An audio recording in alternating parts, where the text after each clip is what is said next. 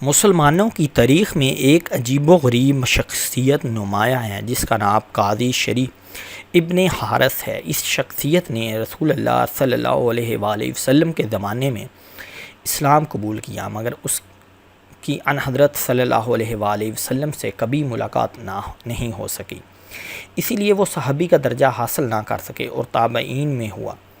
یہ نہایت قابل شخص تھا، فقہ اور حدیث کا عالم تھا، شعر و شاعری سے بھی شغف تھا۔ حضرت عمر رضی اللہ تعالیٰ نے انہیں قاضی مقرر کیا۔ اس کے انتخاب کی کہانی بڑی عجیب سی ہے۔ حضرت عمر فاروق رضی اللہ تعالیٰ عنہ جب خلافت کے عہدے پر تھے، آپ نے ایک گھوڑا خریدا، اس کی نقد قیمت ادا کی اور اس پر سوار ہو کر چل دیے۔ ابھی زیادہ دور نہیں گئے تھے کہ محسوس کیا کہ جانور میں ایسا نقص ہے کہ جس سے وہ چلنے سے معذور ہے۔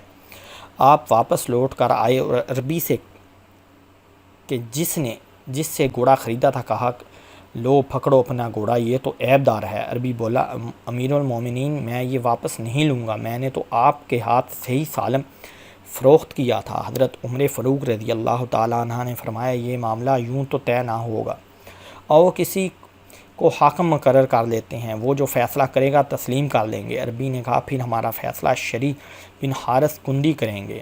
حضرت عمر رضی اللہ تعالیٰ عنہ نے فرمایا، مجھے منظور ہے۔ اس کے بعد یہ تنازع شریح بن حارث کے پاس پہنچا۔ انہوں نے دونوں کی بات غور سے سنی، پھر فرمایا، اے خلیفہ المسلمین، جب آپ نے گھوڑا خرید لیا تھا اس وقت یہ صحیح حالت میں تھا؟ حضرت عمر فاروق رضی اللہ تعالیٰ عنہ نے جواب دیا، ہاں۔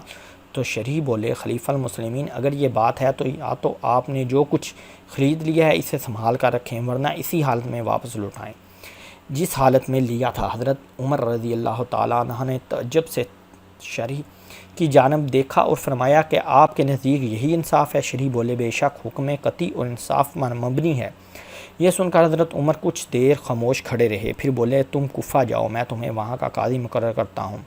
شریح نے یہ عہدہ قبول کر لیا اور کوفہ چلا گیا۔ بعد میں حضرت عثمان نے انہیں اسی عہدے پر برقرار رکھا اور سیدنا مولا علی شیر خدا کی خلافت میں بھی قاضی شریح اپنے عہدے پر برقرار رہا۔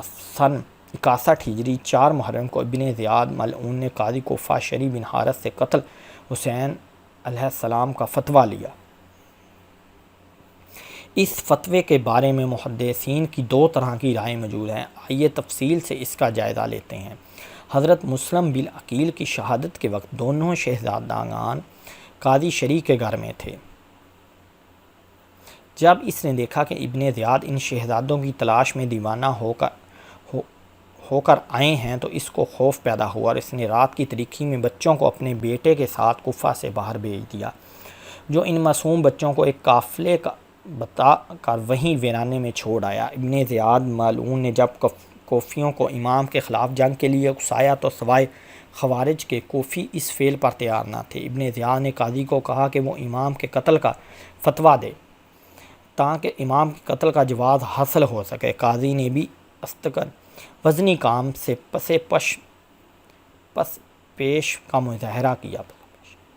ابن زیاد نے قاضی کو 1,00,000 اشرفی کا لالچ دیا، 1,00,000 اشرفی کا لالچ دیا اور 50,000 اشرفی قاضی کے گھر بھجوائی۔ دولت دیکھ کر یہ اپنی اصل فطرت پہ آ گیا اور اس نے ابن زیاد کو پیغام بھیجا کہ میں اس کام کے لیے تیار ہوں اور میں فتوے میں لکھوں گا کہ فتنہ فساد پھیلانا قتل سے بھی بڑا جرم ہے۔ ابن زیاد تو چاہتا ہی یہی تھا، قاضی ایسا کوئی بھی فیصلہ دے دے جسے لوگوں کو دکھا کر اس کبھی کام پر اکسایا جائے۔ ابن زیاد نے وہ فتویٰ قاضی سے لیا اور پھر اس نے اس فتوے پر شہر کے 2 بڑے اور ضمیر فروش ملاحوں سے مہریں لگوائیں۔ ناظرین، بہت سے مفسرین یہ بھی کہتے ہیں کہ قاضی شریح نے یہ فتویٰ نہ دیا تھا تو بالغرض اگر مان لیا جائے کہ صریح اور واضح طور پر فتویٰ نہیں جاری کیا گیا تھا تو یہ ماننا پڑے گا کہ جس طرح سے قاضی شریح اور ابن زیاد کا تعلق تھا اور پھر قاضی شریح نے ابن زیاد کے آگے ڈرپھوکی، عافیت طلبی، ریاکاری، 2 پہلوؤں باتیں کرنا اور جھوٹ کا رویہ اختیار کیا ہوا تھا، اسی طرح سے ابن زیاد کا قاضی شریح کے جھوٹے دستخط اور مہر کا استعمال کرنا، اس کی کلی باتوں سے نتیجہ خیری اور غلط قیاس کا سمجھنا، یا قاضی شریح کا کلی طور پر امام حسین علیہ السلام کے قیام پر سوالات اٹھاتا ابن زیاد کے لیے کافی تھا کہ وہ لوگوں کو نواسہ پیغمبر صلی اللہ علیہ وآلہ وسلم کے قتل کے لیے تیار کرے اور پھر دوسرے گندم نما جوئے فروش بے دین ملاحوں سے اس پر مہرے لگوائیں۔ اس لیے اگر یہ مان لیا جائے کہ اس فتوے کے سچے ہونے کی کوئی مضبوط روایت یا سند نہیں ہے تو پھر اس بات پر بھی سبھی راوی متفق ہیں کہ قاضی شریع بہرحال مولا امام حسین کے ساتھ کھڑے نہیں ہوئے۔ یزید کی مزاحمت تو دور کی بات، اپنے عہدے سے استعفیٰ دینے کی بھی زحمت نہیں کی۔ رسول اللہ صلی اللہ علیہ وآلہ وسلم دن دہاڑے بے دردی سے امام حسین دن دہاڑے بے دردی سے قتل ہو گیا، مگر قاضی شریع نے بطور چیف جج ایک لفظ بھی نہ کہا۔ ایسا جج جو زردہ بطر کا فیصلہ تو یہودی کے حق میں کر دے اور اللہ کے آخری نبی صلی اللہ علیہ وآلہ وسلم کی آل اولاد کے قتل پر خاموش رہے، اس کی قابلیت اور عملیت کس کام کی؟ صحنہ کربلا کے بعد کوفہ کے حالات خراب ہو جانے اور مختلف قیام اور تحریروں کے اٹھنے کی وجہ سے قاضی شریع تقریباً 9 سال تک اپنے عہدے سے کنارہ گیر رہے۔ مورخین نے اس کی وجہ عافیت طلبی اور عدم امنیت بیان کی ہے۔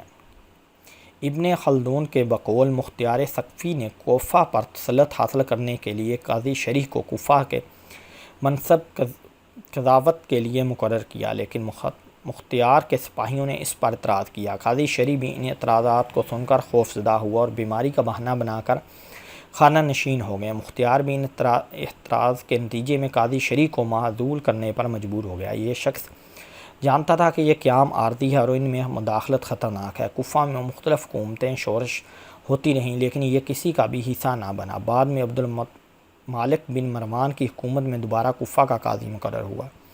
اسی دوران عبد المالک بن مروان نے حجاج کو کوفہ کا گورنر بنایا اور قاضی شریع اس وقت نہ صرف کوفہ کا چیف جسٹس تھا بلکہ حجاج کے مشاورین میں سے شمار ہونے لگا۔